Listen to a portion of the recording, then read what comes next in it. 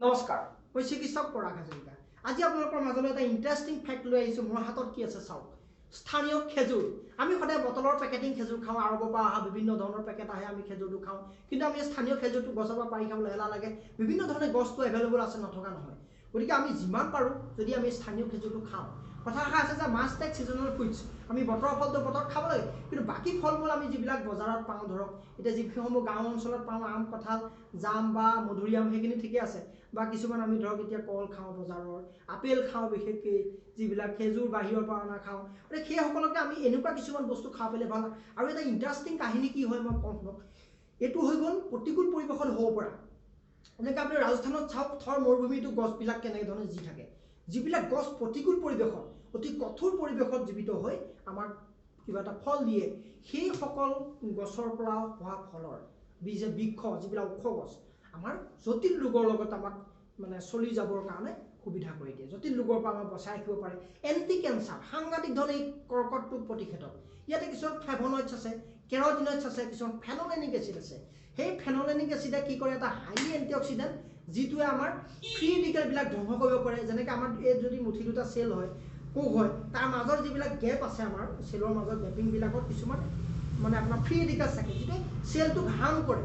চেললৈ অক্সিজেনৰ আদান প্ৰদানত বাধা দিব পাৰে। কিছুমান খাদ্যবস্তু চেলটোৱে গ্ৰহণ কৰাত বাধা দিয়ে। সেই ফ্ৰী ৰেডিকেলছবিলাক ধ্বংস কৰিব পৰা ক্ষমতা এই খেজুৰত আছে বহু পৰিমাণে, হাইলি এণ্টি অক্সিডেণ্ট। গতিকে আমাৰ উত্তৰ পূবত চাওক, কৰ্কট ৰোগ বহুত বাঢ়ি গৈছে। গতিকে সেই কৰ্কট ৰোগৰ প্ৰিভেনশ্যনৰ কাৰণে আমাৰ সুস্বাস্থ্য বজাই ৰাখিব মানে খেজুৰ আপোনালোকে খাওক। এইটো খুব দৰকাৰী। আমি সদায় বজাৰৰ বস্তু নহয়, আমি গছত লগা স্থানীয় বস্তুটো খাবলৈ আমি চেষ্টা কৰিব লাগে। এইটো এতিয়া অলপ কমকৈ পকিছে, এইটো আপোনাৰ পকিলে অলপ ক'লা হৈ যাব। এতিয়াও খাব পাৰি, আৰামত, একো নাই। মই বৰপেটা গৈছিলোঁ, আহোঁতে বাটতে দেখিলোঁ, বাটতে দেখি পেলাই মানুহক ক'লোঁ, পাৰি দিলে লৈ আহিলোঁ, অলপ খায়ো আছোঁ। আৰু দুই এজনক দিছোঁ, কনষ্টিপেশ্যনৰ ক্ষেত্ৰত যথেষ্ট সহায় হৈছে। গতিকে দুই এজনৰ কনষ্টিপেশ্যন আছিলে, মই গম নাপাওঁ, এনেই খাব দিলোঁ, কৈছে আমাৰ পায়খানাটো ক্লিয়াৰ হৈছে। বোলো কিয় হৈছে? তাতোতো এইটো হাই ফাইবাৰ আছে। আৰু এটা ভাল কথা কি যে হাই ফাইবাৰ ডায়েট, ই আমাৰ কনষ্টিপেশ্যন ক্লিয়াৰ কৰে। আমি যে ৰেগুলাৰ 6-7টাকৈ খাওঁ, আমাৰ এই খেজুৰটো পুৱাৰ ভাগত খাব পাৰিলে ভাল। তেতিয়াহ'লে আমাৰ কনষ্টিপেশ্যন ক্লিয়াৰ কৰিব, আমাৰ লিভাৰৰ কাৰণে ভাল, ডাইজেশ্যনৰ কাৰণে অত্যন্ত লাভকাৰী হ'ম। এই ধৰণৰ কাৰণে দুটা বেনিফিট পালে। 3 নম্বৰতে ইয়াত হাইলি কেলছিয়াম পোৱা যায়, ফচফৰাছ পোৱা যায়, যিটো বনৰ কাৰণে দৰকাৰী। আৰু বয়সস্থ লোকৰতো খাবই লাগে।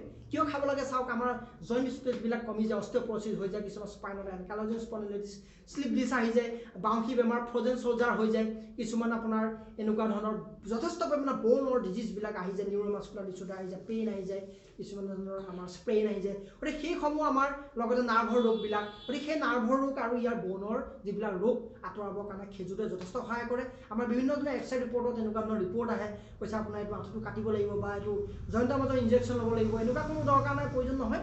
কিন্তু যদি আপোনাৰ খেজুৰ খায়, ব'নৰ কাৰণে অত্যন্ত ভাল, পেইন কমি যাব, খুব দৰকাৰী বিষয়বস্তু। আৰু 3 নম্বৰতে আমাৰ মগজুৰ স্মৃতিশক্তি বৃদ্ধি কৰে। স্মৃতিশক্তি বৃদ্ধি হোৱাত কেনেকৈ সহায় কৰে, বিশেষকৈ ব্ৰেইন চেল ডেমেজ হোৱাৰ পৰা বচাই ৰাখিব পাৰে এই খেজুৰটোৱে।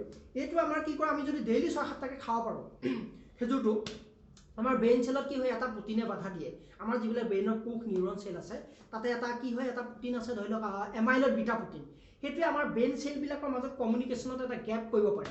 এই এমাইলয়েড বিটা প্ৰটিনটো ই ডেষ্ট্ৰয় কৰিব পাৰে, যিটো এলজাইমাৰ ডিজিজ হৈ যায় পিছত লাহে লাহে। এলজাইমাৰ ডিজিজ মানুহৰ মানে বিভিন্ন ধৰণৰ ভ্ৰম হৈ যায়, স্মৃতিশক্তি হেৰাই যায়, বয়সস্থ লোকৰ হয়, ভাবুক হৈ যায়। সেই বেমাৰসমূহ আঁতৰিবৰ কাৰণে খেজুৰেও যথেষ্ট সহায় কৰে। ব্ৰেইন হেল্থ, স্কিনৰ কাৰণে কাম কৰে, যিহেতু নিউট্ৰিশ্যন ভৰপূৰ আছে। ব্ৰেইন হেল্থ, আমাৰ digestion health, skin health, anti cancer, গতিকে আমাৰ ভৰপূৰ মাত্ৰাত আমাৰ জইণ্ট হেল্থ, আমাৰ ব'ন হেল্থৰ ক্ষেত্ৰত যথেষ্ট সহায় কৰিব। আৰু ইয়াত ফাইবাৰ ডায়েট, LDL কলেষ্ট্ৰলটো আমাৰ কমাই দিয়ে, হাৰ্টৰ কাৰণে কাম কৰে, উচ্চ ৰক্তচাপ থকা ব্যক্তিও খাব পাৰে। গতিকে ইয়াত যিটো LDL কলেষ্ট্ৰল, মানে ল' ডেনচিটি লাইপ'প্ৰটিন, সেই লাইপ'প্ৰটিনটো আমাৰ কণ্ট্ৰল কৰি দিয়ে ই। আৰু তেতিয়া আমাৰ উচ্চ ৰক্তচাপ কণ্ট্ৰল হয়, আমাৰ গুড কলেষ্ট্ৰলটো আমি ভালকৈ পাওঁ। গতিকে এইটো এটা খুব দৰকাৰী বিষয়বস্তু। আৰু দ্বিতীয়তে ডায়েবেটিছৰ ৰিস্ক ফেক্টৰটো কমাই দিয়ে। ইয়াত মানে এটা ল' গ্লাইচেমিক ইণ্ডেক্স আছে, যিটো আমাৰ ইয়াতে প্ৰটিনৰ পৰিমাণটো কম। গতিকে তেওঁলোকেও খাব পাৰে খেজুৰ, 3-4টাকৈ ডেইলি খাব পাৰে, কোনো অসুবিধা নাই। গতিকে আজি মই থুলমূলকৈ এইখিনি কথাকেইটা ক'লোঁ আপোনালোকক। আৰু ইয়াৰ বাহিৰেও বিভিন্ন আছে, আপোনালোকে বিভিন্ন আলোচনী বা কিতাপত পঢ়িলে পাব। ইয়াৰ পিছত আৰু এটা কথা পাহৰি গ'লোঁ, ৰ'ব। ই নৰ্মেল লেভেলৰ লেবাৰ হোৱাত সহায় দিয়ে। যদি আমি গৰ্ভৱতী মহিলাৰ প্ৰসৱ হোৱাৰ মানে আপোনাৰ ধৰক এনেই আমাৰ হেৰি লাগে, যিটো আমাৰ 36 মান্থ বা 38 মান্থত যিটো হয়, মানে আপোনাৰ 9 মাহ, ঠিক আছে, 9-36, ঠিকে আছে।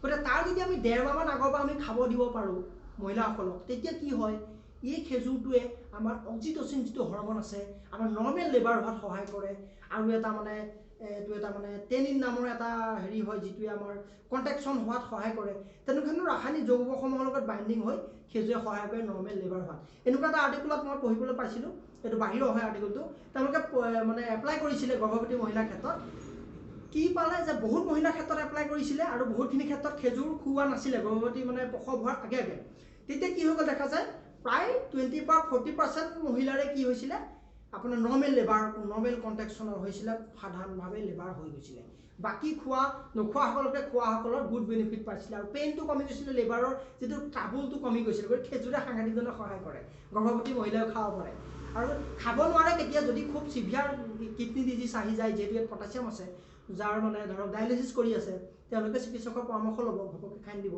বা বাকী সকলোতে খাব পাৰে তেনেকুৱা অসুবিধা নাই বা বেছি পেটৰ বেমাৰ হৈ থকা অৱস্থাত নাখাব বোলে মোৰ পেটৰ বেমাৰ আছে খাই দিলে বেছি গেছ হ'ব দিগদাৰ হ'ব বা বেলেগ কিবা এসোপামান দৰৱ খাই আছে তেতিয়া আৰু যি টি বস্তু খাই দিব গতিকে এনেই খেজুৰৰ কোনো বাধা নাই আপুনি খাব পাৰে জটিল ৰোগ থাকিলে আপোনালোকে পৰামৰ্শ লৈ ল'ব গতিকে আজি মই থুলমূলকৈ এইখিনি কথা ক'লোঁ আপোনালোকে অকল পেকেটৰ খেজুৰ নহয় এতিয়া স্থানীয় খেজুৰ বজাৰত পালে খাওক আৰু যিমান পাৰে বজাৰৰ পৰা কিনি পেলাই খাওক আৰু খেজুৰৰ গছ ৰুবলৈও আমি চেষ্টা কৰিব লাগে গতিকে আশা ৰাখিছোঁ আপোনালোকে ভিডিঅ'টো ভাল পাব গতিকে লাইক কৰি দিব কমেণ্টছ কৰি দিব আৰু আমাৰ বন্ধুবৰ্গলৈ শ্বেয়াৰ কৰি দিব আৰু দ্বিতীয়তে আপোনালোকলৈ আজিৰ পৰা বিদায় লৈছোঁ আকৌ এনেকুৱা শিতান লৈ আহিম গতিকে আপোনালোকলৈ আজি ধন্যবাদ জয় অসম জয় ভাৰত